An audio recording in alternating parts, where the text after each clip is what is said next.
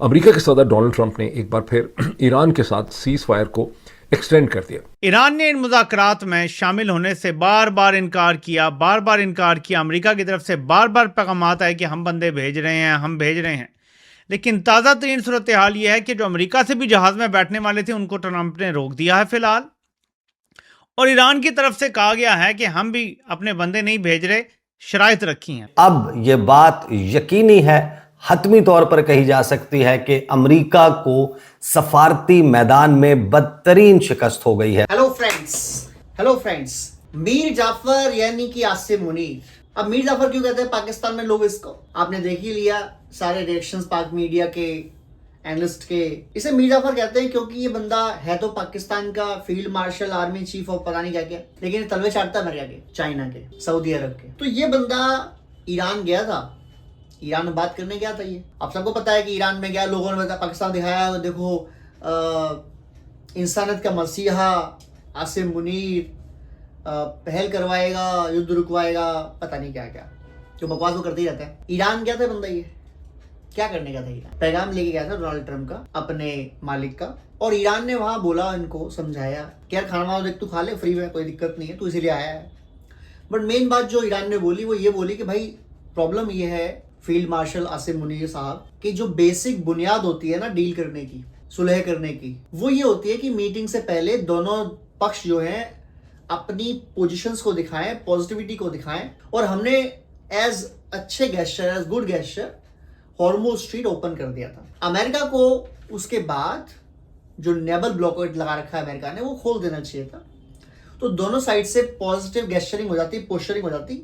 उसके बाद जब मीटिंग पर आते तो एक अच्छी बातचीत होती, और 10 जो चीज़ें थी, 12 जो चीज़ें थी, 7-8 में हम एग्रीमेंट हो चुके थे, 1-2 में और एग्रीमेंट होते, 1-2 को छोड़ देते भविष्य के लिए और हमें डील फाइनल करना। बट जो बेसिक चीज़ होती है सुलह करने की, वार्ता करने की, सीज फायर करने की, वो ये होती है कि दोनों देश जो ये समझौता करने वाले हैं वो बराबरी की मेज पर बैठे और वो एक दूसरे को नीचा दिखाने की जगह ये कोशिश करें कि कैसे ट्रस्ट बढ़ाया जाए।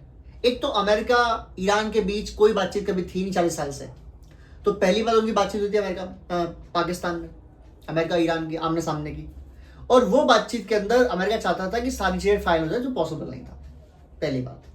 दूसरी बात, ईरान ने आरोप लगाया कि जब बातें पर्दे के पीछे होती हैं तो डोनाल्ड ट्रंप क्यों बाहर आके मैसेजिंग करते हैं। अब डोनाल्ड ट्रंप के अपने रीजन है, एक तो बंदे के अंदर दिक्कत है कि चुप नहीं रह सकता है बंदा। दूसरी दिक्कत यह है कि ये बंदा अपने लोगों को, खुद को और पैसे कमा रहा है। जो चीज होने वाली होती है उसको उल्टा कर देता है ये, तो शेयर मार्केट पूरी अपने हिसाब से मैनेज करता है। इसका एक ट्वीट, एक वाक्य हजारों अरबों डॉलर लगवाता है शेयर मार्केट में, और उस हिसाब से पैसे बन जाते हैं। शुक्रवार को उसने ट्वीट किया था जब हॉर्मुज स्ट्रीट खुल गया था, तो अब हो सकता है बंदे ने पैसे लगा रखे नेगेटिव कि मार्केट गिरेगा, मार्केट उठेगा। उसके बाद इसको लगा पैसे तो बन गए, उससे पहले नेगेटिविटी थी। जैसे हॉर्मुज स्ट्रीट खुला, पॉजिटिविटी आई, पैसे बने, इसने कहा बोल दो उल्टा, पैसे तो निकल ही गए हमारे। इसने फिर उल्टा बोल दिया, फिर कहानी खराब करवा दी। तो ये भी कई लोग कह रहे हैं ये इनसाइडर ट्रेडिंग करा रहा है, वो सबसे करप्ट नेता है भविष्य दुनिया का अब तक का, और क्योंकि पावरफुल नेता है, पावरफुल कंट्री का नेता है, तो बच रहा है। अब पाकिस्तान में जो सेकंड राउंड ऑफ डिस्कशन थे वो तो होने नहीं थे, तो आज ट्रंप ने खुद ही सीज फायर बढ़ा दिया अपने आप ही। ईरान ने बोला भी आपने तो नहीं मांगा सीज फायर बढ़ाने के लिए, आपने खुद बढ़ाया, आपकी मर्जी है, ठीक है। पर ब्लॉकेड जब तक है तब तक वो सीज फायर को मतलब भी बनता नहीं है। अब क्या मतलब है सीज फायर का? इधर से ब्लॉकेड है अमेरिका का, इधर से ब्लॉकेड है ईरान का, हॉर्मुज स्ट्रीट में तेल की आवाजाही नहीं है, व्यापार कोई हो नहीं रहा। अब या तो अमेरिका वेट कर रहा है कि इनकी इतनी गर्दन दबाओ ईरान वालों की, ये खुद झुक के आए, खुद हार माने, तब हम बात करें, या वो सोच रहे हैं कि ईरान इतना फ्रस्ट्रेट हो जाए हमारे ब्लॉकेड से कि हमला कर दे हमारे ऊपर, तो फिर हम कहते हैं कि हमने तो सीज फायर नहीं तोड़ा था, बढ़ाया था, इन्होंने तोड़ा है, हमला करेंगे। तो कई पॉसिबिलिटीज है इसमें।